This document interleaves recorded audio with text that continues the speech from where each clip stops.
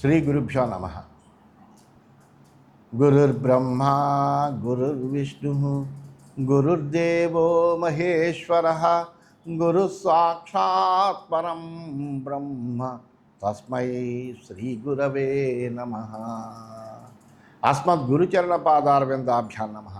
నిన్నటి మన మహాభారత ప్రస్థానంలో కర్ణుడు, దుశ్శాసనుడు, శకుని వీళ్ళందరూ కూడా దుర్యోధనుడు ప్రాయోపేసం చేసుకుందుకు సిద్ధపడితే కనుక ఇది నీకు ఎంత మాత్రమో తగదయ్యా అని చాలా మంచి మాటలు చెప్పారు. ఎంత చెప్పేటప్పటికీ అతని మనస్సు అంగీకరించలేదు. ఆఖరికి ఉన్న సైనికులు అందరూ కూడా నీతో పాటే మేమునయ్యా, నువ్వు ప్రాయోపేసం చేస్తే మేము కూడా ప్రాయోపేసం చేస్తాం, నువ్వు లేకుండా మేము నగరానికి వెళ్ళము అని చెప్పారు. అయినప్పటికీ వినలేదు. తాను నిశ్చయానికి కట్టుబడినటువంటి వాడై దర్భలు పరుచుకుని భూమి మీద కూర్చున్నటువంటి వాడై అన్న ఆహారాలని స్వీకరించకుండా అల్లాగా కూర్చున్నాడు. ఇలా ప్రాయోపేశానికి సిద్ధంగా ఉన్నాడు అనేటువంటి విషయము దైత్యులు, దానవులు తెలుసుకుని అయ్యో మన పక్షం వీడు భూమి మీద ఉన్నాడు కాబట్టి కొంతవరకు మన పక్షాన్ని ఆశ్రయిస్తున్నాడు, ఈ అధర్మాన్ని ప్రవర్తింపజేస్తున్నాడు, వీడు కూడా ఇప్పుడు ప్రాయోపేసం చేస్తే కనుక ఇంకా మనకు దేవతలు రెచ్చిపోతారు, దేవతల యొక్క కార్యం సిద్ధించిపోతూ ఉంటుంది. దేవతల కార్యం సిద్ధించకూడదు, అది దానవుల యొక్క అభిమతం.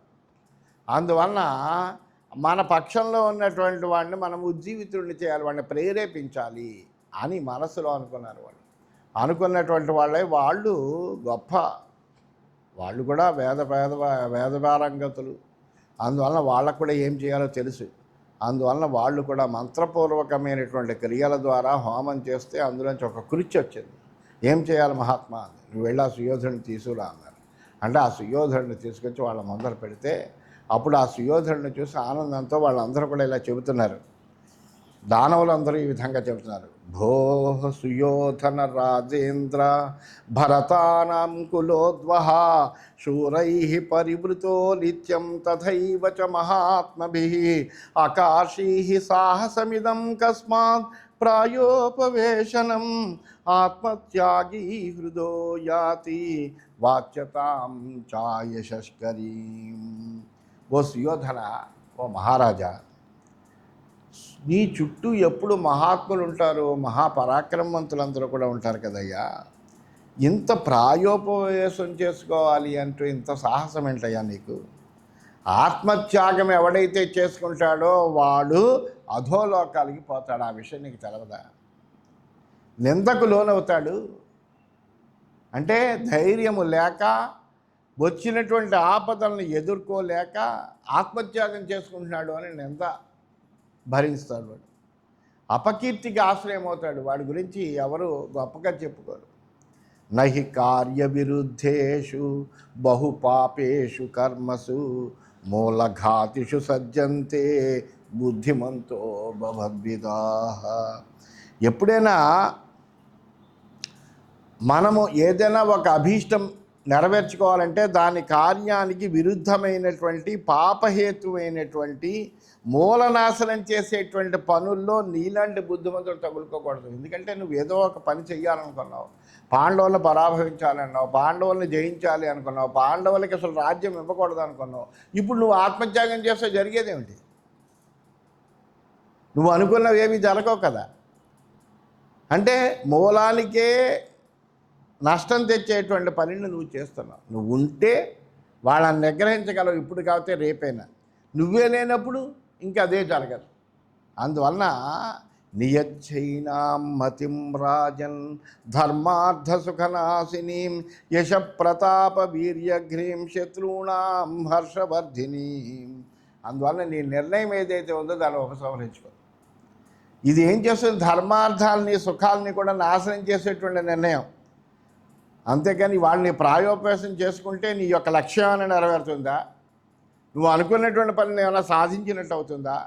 నువ్వేమైనా విజయం సాధించినట్టు అవుతుందా? నీ కీర్తి ఏమైనా ఆచంద్రార్కము స్థిరంగా ఉంటుందా? ఏదీ జరగదు. అందువలన నువ్వు చేసేటువంటి కీర్తిని, పరాక్రమాన్ని కూడా హతం చేస్తుంది, శత్రువులకు ఆనందాన్ని కలిగిస్తుంది. శ్రూయతాంతు ప్రభో తత్వం దివ్యతాం చాత్మనో నృప నిర్మాణం చ శరీరస్య తతో ధైర్యమవాప్నుహి. నీకు ఇందులో ఉండేటువంటి రహస్యాన్ని చెప్తున్నాను విను. నీ దివ్యత్వాన్ని నువ్వు గ్రహించు. ఈ శరీర నిర్మాణాన్ని ఆకళింప చేసుకో, ధైర్యాన్ని తెచ్చుకో. పురాత్వం తపసాస్మాభిః లబ్ధో రాజన్ మహేశ్వరాన్ పూర్వకాయశ్చ పూర్వస్తే నిర్మితో వజ్ర సంచయైః. గతంలో మేమందరము కూడా తపస్సు చేశాం. ఆ తపస్సు యొక్క ఫలంగా ఈశ్వరుని ద్వారా నిన్ను పొందగలిగాను. నీ రూపంగా నీ శరీరంలో ఉండేటువంటి పూర్వభాగం ఏదైతే ఉందో అది ఎటువంటిది అనుకుంటున్నావు? వజ్ర సమూహంతో తయారైంది. నిన్నెవడు కూడా కొట్టలేడు. అటువంటి వజ్రకాయుడు నువ్వు. నీ పూర్వ శరీరం అంతా కూడా, ఈ సగం శరీరం నుంచి పైన ఉన్నటువంటి ఈ శరీరం అంతా కూడా వజ్ర సమూహంతో తయారైందయ్యా. అస్త్రైరభేద్య శస్త్రైశ్చాప్యధక్కాయశ్చతే అనఘా కృత పుష్పమయో దేవ్యారోపత స్త్రీ మనోహర. అలాగే అది శస్త్రాలతో కానీ అస్త్రాలతో కానీ భేదించడానికి వీల్లేనటువంటిది. నీ శరీరంలో అధోభాగాన్ని పార్వతీదేవి పుష్పమయంగా చేసింది. అది అందమై అతివల మనస్సులను అపహరించగలిగినటువంటిది. ఏవం ఈశ్వర సంయుక్త తవ దేహో నృపోత్తమ దేవ్యా చ రాజశార్దూలా దివ్యస్త్వం హినమానుష. ఈ విధంగా మేము పరమేశ్వరుడి గురించి తపస్సు చేసి మా యొక్క తపస్సు చేత ఆయన్ని మెప్పించి నీలాంటి ఒక పురుషుణ్ణి మేము సంపాదించగలిగామయ్యా. అందువల్ల నువ్వేదో మామూలు మనిషిని అనుకుంటున్నావేమో, నువ్వు దివ్య పురుషుడవయ్యా. క్షత్రియాశ్చ మహావీర్యా భగదత్త పురోగమా దివ్యాస్త్ర విదుషః శూరా క్షపయిష్యంతి తే రుపున్. మహాపరాక్రమశాలైనటువంటి దివ్యాస్త్రవేత్తలైనటువంటి శూరులైనటువంటి భగదత్తాది క్షత్రియులు నీ శత్రువుల్ని నశింపచేయగలరయ్యా. తదలం తే విషాదేన భయం తవ న విద్యతే సాహాయార్థం చ తే వీరా సంభూతా భువిధానవా. నువ్వేం బాధపడవలసిన అవసరం లేదు, భయపడవలసిన అవసరం అంతకంటా లేదు. నీకు సహకరించడానికి అనేక మంది దానవ వీరులందరూ కూడా ఆ పరమాత్మ మీద ఉండేటువంటి ద్వేషంతో దానవ వీరులు అనేక మంది భూలోకంలో జన్మించారు కేవలం నీకు సహాయం చేయడానికి. భీష్మద్రోణ కృపాదీంశ్చ ప్రవేక్ష్యంచ పరే అసురాః యైరావిష్టా ఘృణాం త్యక్త్వా యోస్యంతే తవ వైరిభిః. ఇతర రాక్షసులు ఏం చేస్తారంటే భీష్ముడు, ద్రోణుడు, ఈ కృపాచార్యుడు వీళ్ళను కూడా ఆవేశిస్తారు ఆ రాక్షసులు.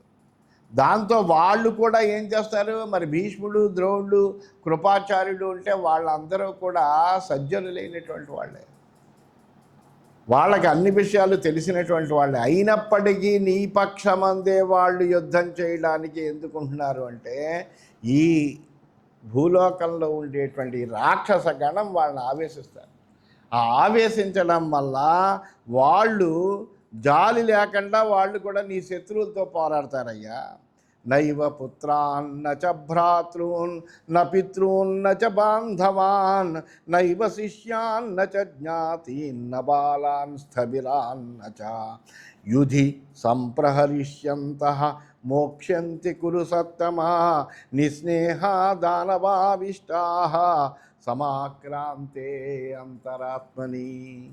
ఓ కురుశ్రేష్ఠ, దానవులు ఆవేశించినందువల్లనే భీష్మాదులకు కూడా తమ అంతరాత్మల మీద అదుపు అనేటువంటిది ఉండదు. దాంతో వాళ్ళు స్నేహాన్ని కూడా లెక్క చేయకుండా పుత్రులను, సోదరులను, తండ్రులను, బంధువులను, శిష్యులను, దాయాదులను, బారులను, వృద్ధుల్ని ఎవరిని వదలకుండా యుద్ధంలో సంహరిస్తారయ్యా.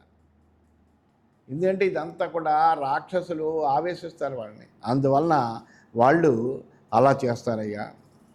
ప్రహరిష్యంతి బివసాః స్నేహముసృజ్య దూరతః దృష్టాః పురుష శార్దూలాః కలుషీకృత మానసాః అవిజ్ఞాన విమూఢాశ్చ దైవాచ్చ విధి నిర్మితాత్. పురుషోత్తములైనటువంటి భీష్మాదుల యొక్క మనస్సులు కలుషితమైపోతాయి. వాళ్ళు కూడా అజ్ఞాన మోహంలో పడిపోతారు. బెవసులే స్నేహాన్ని వదిలిపెడతారు, దూరంగా వదిలేసే స్నేహాన్ని కూడా అందరినీ చంపడానికి సిద్ధపడతారు. ఇదంతా కూడా ఏంటనుకుండా విధి విలాసం, దైవికమైనది. వ్యభాషమాణాశ్చాన్యోన్యం అమే జీవన్ విమోక్షసే సర్వే శస్త్రాస్త్రమోక్షేణ పౌరుషేణ సమవస్థితాః శ్లాఘమానాః కురు శ్రేష్ఠ కరిష్యంతి జనక్షయం. ఓ కురుశ్రేష్ఠ, నిన్ను మేము ప్రాణాలతో విడువమని ఒకళ్ళకొకళ్ళు రెచ్చగొడుతూ పరాక్రమంతో అందరూ ఒకళ్ళపై ఒకళ్ళు శస్త్రాస్త్రాలను ప్రయోగిస్తూ తమను తామును పొగడుకుంటూ జననాశనం అంతా చేస్తారు వీళ్ళందరూ కూడా. ఎందుకంటే రాక్షసుల యొక్క ఆవేశం వల్ల ఆవేశిస్తుంది వాళ్ళని. తేపి పంచ మహాత్మానః ప్రతియోస్యంతి పాండవాః వధం చైషాం కరిష్యంతి దైవయుక్తా మహాబలాః.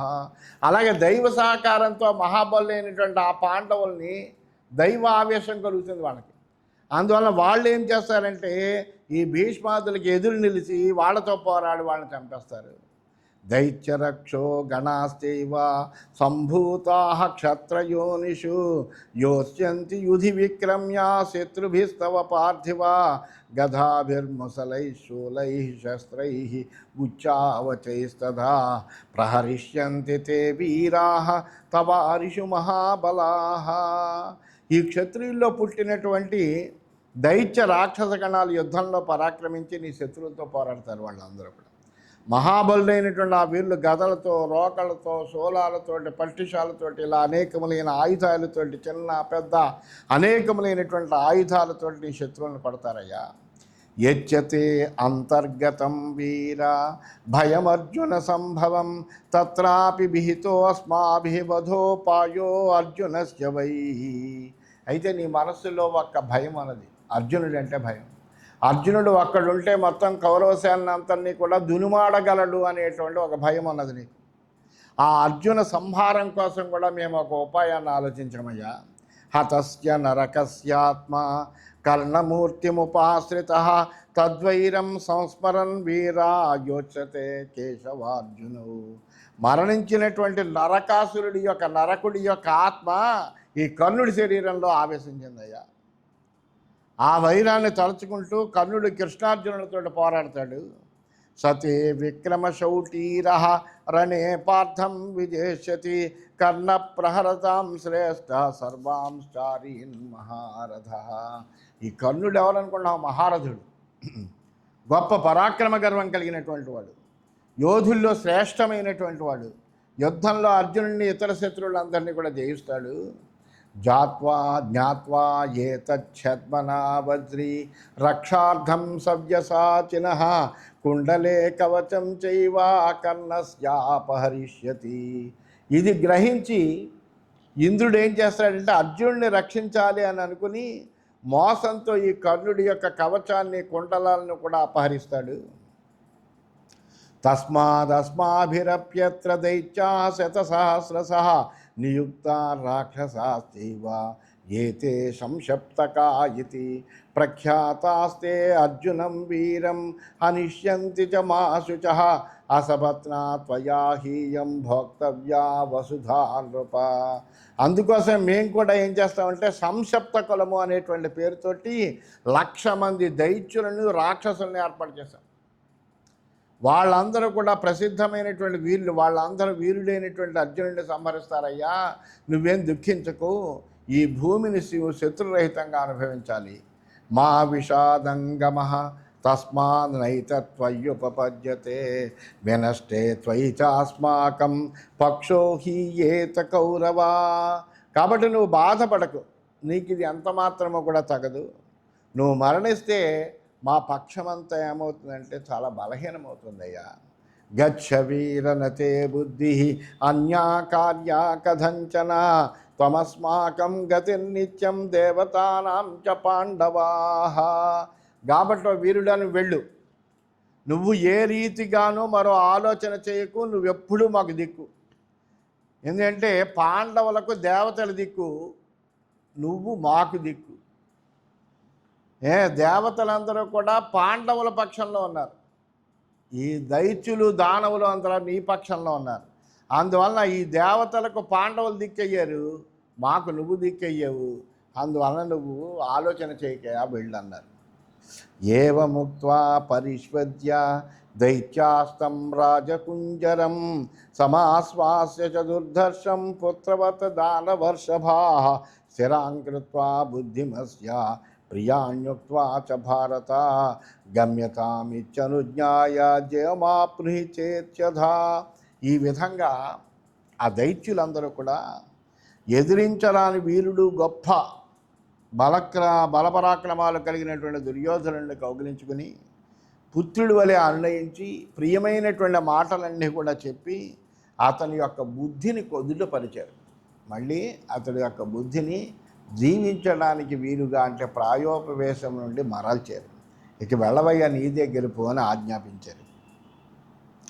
తైర్విసృష్టం మహాబాహుం కృత్వా సైవానయత్ పునః తమేవ దేశం యత్రాసో తదా ప్రాయముపావిశత్. అలా వాళ్ళు విడిచిపెట్టగానే మళ్ళీ ఆ కుర్చీ ఏం చేస్తుందంటే ఈ సుయోధనుడిని ఎక్కడి నుంచి అయితే తీసుకొచ్చిందో మళ్ళీ అక్కడికి తీసుకెళ్ళి అక్కడ కూర్చోబెట్టింది. ప్రాయోపవేశం చేయడానికి సిద్ధంగా ఎక్కడైతే కూర్చున్నాడో ఆ ప్రదేశానికి తీసుకొచ్చింది. ప్రతినిక్షిప్య తం వీరం కృత్వా సమభిపూజ్య చ అనుజ్ఞాత చ రాజ్ఞా సా తథైవాంతరధీయత. ఆ వీరుడైనటువంటి దుర్యోధనుడిని మళ్ళీ అక్కడ నిలిపింది, సత్కరించింది, ఆయన పూజించింది, ఆయన యొక్క అనుమతి పొందింది కృత్య. అక్కడి నుంచి అంతర్ధానమైపోయింది. గతాయామథ తస్యాంతు రాజా దుర్యోధనస్తదా స్వప్నభూతమిదం సర్వం అచింతయత భారత సంహృస్యతాని వాక్యాని దానభోక్తాని దుర్మతి విజేష్యామి రణే పాండూన్ ఇది చాస్యా భవన్మతి. ఆ కృత్య అలా వెళ్ళిపోగానే దుర్యోధనుడికి ఇది అంతా అనిపించింది, ఒక కళ్ళ అనిపించింది. ఏంటి, నేను ఇక్కడ కూర్చున్నాను కదా, నేను కూర్చున్నప్పటికి ఎక్కడికో వెళ్ళడం ఏంటి, ఆ దైత్యులు ఎవరు, వాళ్ళెవరో ఇలా మాట్లాడడం ఏంటి, ఈ మాటలు అన్నీ నేను వెళ్ళడం ఏమిటి, మళ్ళీ లేదు ఇక్కడికి రావడం ఏమిటి అని ఇదంతా ఒక స్వప్న వృత్తాంతంలా అనిపించింది ఆయనకి. అనిపించినప్పటికీ కూడా వాళ్ళు పలికినటువంటి మాటల్ని మాటి మాటికి మననం చేసుకున్నప్పుడు నేను యుద్ధంలో పాండవుల మీద తప్పనిసరిగా గెలుస్తాను అని సంకల్పం చేసుకున్నాడు. కర్ణం సంశప్తకాంశ్చైవ పార్థస్యామిత్రఘాతినః అమన్యత బధే యుక్తాన్ సమర్థాం చ సుయోధనః. ఆ కర్ణుడు సంసప్తకులు కూడా శత్రు సంహర్త అయినటువంటి ఆ అర్జునుడికి యుద్ధంలో తగినటువంటి వాళ్ళు, అంటే చాలా సమర్థమైనటువంటి వాళ్ళు, అర్జునుడిని ఎదుర్కోగలిగినటువంటి వాళ్ళు, అర్జునుడిని సంహరించగలిగినటువంటి వాళ్ళు అని సుయోధనుడు భావన చేశాడు. ఏవమాసా దృఢాతస్య ధార్తరాష్ట్రస్య దుర్మతే వినిజయే పాండవానాం అభవత్ భరతర్షభ. ఆ దుర్మతి అయినటువంటి దుర్యోధనుడికి ఆ విధంగా పాండవుల్ని గెలవడం అనేటువంటి దాని మీద మళ్ళీ ఆశ పుట్టింది, అది గట్టిపడింది. కర్ణోప్యావిష్టచిత్తాత్మ నరకస్యాంతరాత్మన అర్జునస్య వధే క్రూరాం కరోతి స్మ తదా మతిం. అలాగే ఆ నరకుడి యొక్క ఆత్మ తనలో ప్రవేశించడం చేత ఆ కర్ణుడు కూడా అర్జునుడిని ఎలాగైనా సరే యుద్ధంలో చంపాలని క్రూరంగా సంకల్పం చేసుకున్నట్ట. సంశప్తకాశ్చ తే వీరాః రాక్షసావిష్టచేతసః రజస్తమోభ్యామాక్రాంతాః ఫాల్గుణస్య వధైషిణః. అలాగే ఆ వీరులైనటువంటి సంశప్తకులు కూడా రాక్షసులు వాళ్ళ మనస్సులో ప్రవేశించడం వల్ల అర్జునుడిని చంపగోరుతూ వాళ్ళందరూ కూడా ఈ రజస్తమో గుణాలకు లోనయ్యారట. భీష్మద్రోణ కృపాద్యాశ్చ దానవాక్రాంతచేతసః న తథా పాండుపుత్రాణం స్నేహవంతో విశాంపతే. అంతేకాకుండా భీష్మద్రోణ కృపాదుల యొక్క మనస్సులు కూడా దానవులు ఆక్రమించారట. దాంతో పాండు కుమారుల మీద వాళ్ళంత పూర్వము చూపించగలిగినటువంటి స్నేహాన్ని చూపించలేకపోయారు. ఎందువలన వాళ్ళ మనస్సులంతా కూడా ఈ దానవులు ఆక్రమించారు, ప్రదర్శించలేకపోయారు ఆ స్నేహాన్ని వాళ్ళు. కృత్యయా అనాయ్య కథితం యత్తస్యాం నిశి దానవైః నచాచక్షే కస్మైచిత్ ఏతద్రాజా సుయోధనః. ఆ కృత్య ద్వారా కొనిపోయే రాత్రి దానవులు తనకి చెప్పినటువంటి విషయాన్ని దుర్యోధన మహారాజు ఎవ్వరికీ చెప్పలేదు. ఇదంతా తన మనస్సులోనే అట్టే పెట్టుకున్నాడు. దుర్యోధనం నిశాంతే చ కర్ణో వైకర్తనో బ్రవీత్ స్వయం నివాంజలిం కృత్వా పార్థివం హేతుమద్వచః. అప్పుడు ఆ సూర్యసుతులైనటువంటి కర్ణుడు వేకువజామునే చేతులు జోడించి చిరునవ్వుతో దుర్యోధను దగ్గరికి వెళ్ళి హేతుబద్ధంగా అతడితోటి ఈ విధంగా ప్రియంగా మాట్లాడేట. నమృతో జయతే శత్రూన్ జీవన్ భద్రాణి పశ్యతి మృతస్య భద్రాణి కుతః కౌరవేయ కుతో జయః. ఓ కురునందన, మరణించినటువంటి వాడు శత్రువుని ఎలా జయిస్తాడయ్యా?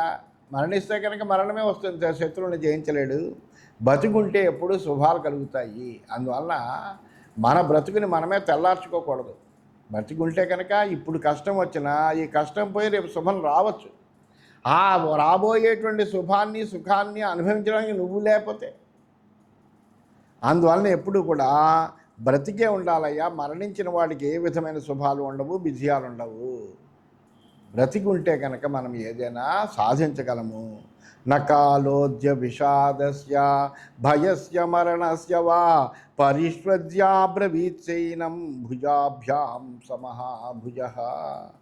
విషాదానికి కానీ భయానికి కానీ మరణానికి కానీ ఇది సమయం కాదయ్యా అని కర్ణుడు చాలా చక్కగా చెప్పాడు.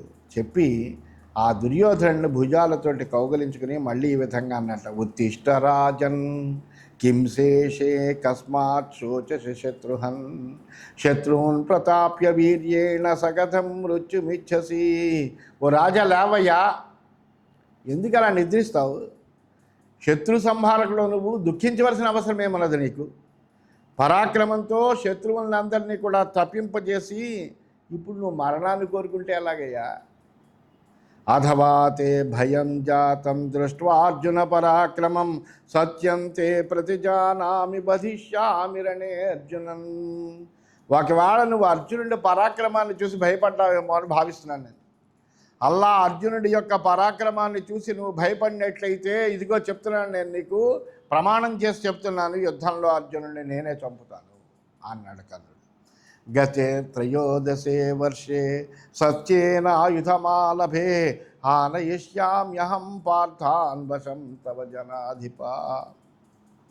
ఇదిగో ఈ ధనుస్సు చేతపట్టి నేను నీకు సత్యం మీద ఒట్టు వేసి చెప్తున్నాను విను. నేటికి 13వ సంవత్సరం పూర్తి కాగానే, అంటే ఈ అరణ్యవాసము అజ్ఞాతవాసం అయిపోగానే ఆ పాండవులను తెచ్చి నీ వశం చేస్తాను, చూసుకోవాలి. ఏవముక్తస్తు కర్ణేన దైత్యానాం వచనాత్ తథా ప్రణిపాతేన చాప్యేషాం వదతిష్ఠ శ్రియోధనః. కర్ణుడు ఇలా అనేటప్పటికప్పుడు దుర్యోధనుడు ఆ దైత్యులు చెప్పినటువంటి మాటలన్నీ కూడా స్మరించాడు. ఒక్కసారి సోదరులు తన కాళ్ళని పడ్డమనేటువంటి దాన్ని మన్నించాడు. కర్ణుడు చెప్పినటువంటి మాటల్ని మన్నించాడు. వెంటనే ప్రాయోపవేశ నిర్ణయాన్ని మానుకుని లేచి పైకి లేచాడు. దైత్యానాం తద్వచ శ్రుత్వా హృది కృత్వా స్థిరాం మతిం తతో మనుజ శార్దూలః యోజయామాస వాహిని. పదే పదే ఆ దైత్యులు చెప్పినటువంటి మాటల్ని మనసులో తలుచుకున్నాడు. ఆయన తలుచుకున్నటువంటి వాడయ్యి ఆ దుర్యోధనుడు వెంటనే ఒక స్థిరమైనటువంటి నిర్ణయానికి వచ్చాడు. వచ్చినటువంటి వాడై తన యొక్క సేనంతా కూడా సన్నద్ధం చేయించి రథనాగాస్వకలిలాం పదాతి జనసంకులాం గంగౌఘ ప్రతిమా రాజన్ సా ప్రయాత మహాచము. రథాలు, ఏనుగులు, గుర్రాలు, సైనికులతో కలిసినటువంటి ఆ మహాసేన అంతా కూడా గంగా ప్రవాహంలా కదిలింది. శ్వేతక్షేత్రై పతాకాభి చామరైశ్చ సుపాండురై రథైర్నాగై పదాతైశ్చ సుశుభేతీవ శంకులా వ్యపేతాభ్రఘనే కాలే జౌరివా వ్యక్తశారది. ఆ పెద్ద ప్రవాహంలా ఉండేటువంటి కల్లోలితమైన సేన తెల్ల గొడుగులతో, పతాకాలతో, వింజామలతో, రథాలతో, ఏనుగులతో, సైనికులతో చక్కగా ఒక శరత్కాల గగనంలాగా శోభించింది. జయాశీర్భి ద్విజేంద్రై సస్తూయమానో అధిరాజవత్ గృహ్ణన్నంజలిమాలాశ్చ ధార్తరాష్ట్రో జనాధిప సుయోధనో యయావగ్రే శ్రియా పరమయా జ్వలన్. అంత ధృతరాష్ట్రసుతుడైనటువంటి దుర్యోధనుడు ఒక చక్రవర్తిలా ద్విజశ్రేష్ఠుల యొక్క జయాశీస్సులన్నీ తీసుకుని స్థుతులను వింటూ జనుల యొక్క నమస్సులను స్వీకరిస్తూ పరమ శోభతో ప్రకాశిస్తూ ముందుకు సాగిపోయేట. కన్యేన సార్ధం రాజేంద్ర సౌబలేన చ దేవిన దుశ్శాసనాదయశ్చాస్య భ్రాతర సర్వయేవతే భూరిశ్రవ సోమదత్త మహారాజశ్చ బాహ్లిక రథైర్నానావిధాకారై హయైర్గజవరైస్తథా ప్రయాంతం నృపసింహం తం అనుజగ్ముకురుద్వః కాలేనాల్పేన రాజేంద్ర స్వపురం విభుషుస్తదా. ఓ రాజా, కర్ణుడు అలాగే శకుని దుశ్శాసనాదులు అలాగే భూరిశ్రవుడు సోమదత్తుడు మహారాజు అయిన బాహులికుడు ఇలా కురువీరులంతలో కూడా వివిధములైనటువంటి ఆకారాలు కలిగిన రథాల మీద గుర్రాల మీద ఏనుగుల మీద ఉన్నటువంటి వాళ్ళై రాజసింహమైన దుర్యోధనుడు వెనకాల వెళ్ళారయ్యా అని చెప్పాడు. ఇది శ్రీమన్మహాభారతే వనపర్వణి ఘోషయాత్రాపర్వణి దుర్యోధన పురప్రవేశే ద్విపంచాశదధికద్విశతమోధ్యాయ. ఈ విధంగా శ్రీమన్మహాభారతంలో వనపర్వంలో ఘోషయాత్రా పర్వం అనే ఉపపర్వంలో దుర్యోధన పురప్రవేశం అని 252వ అధ్యాయం ముగిసిందని తెలియజేస్తూ స్వస్తి.